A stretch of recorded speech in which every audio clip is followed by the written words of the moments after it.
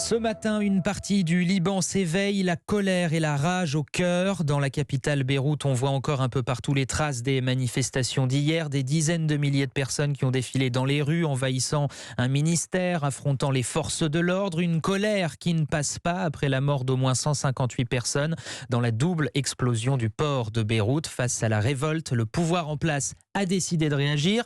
Le Premier ministre a proposé des élections anticipées sans pour autant convaincre les manifestants. Notre envoyé spécial, Johanna Chabas. On ne veut pas des élections anticipées.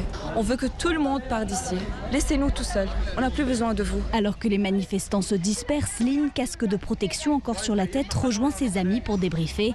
Ils débattent de la proposition du Premier ministre. Pour cette jeune étudiante en droit, des élections anticipées seraient inutiles à cause du système électoral basé sur la religion, dit-elle. Par exemple, tu es une chrétienne orthodoxe, tu es limitée à une certaine partie géographique du Liban et tu votes à quelqu'un qui est aussi chrétien orthodoxe. C'est comme ça. Alors c'est trop limité. Ça a été fait pour que les mêmes politiciens gagnent. Ce seront les mêmes politiciens, encore, depuis 30 ans jusqu'à maintenant. Selon elle, les élections de 2018 n'avaient d'ailleurs rien changé.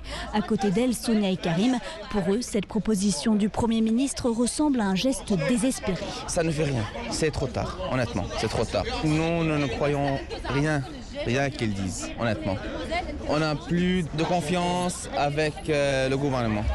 Il faut changer tout le système électoral, qu'il ne soit pas basé sur la religion ou sur les partis politiques, mais sur les besoins de la population, sur la méritocratie.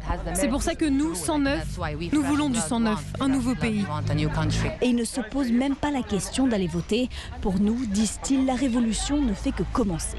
Beyrouth, Johanna Chabas, Europe 1.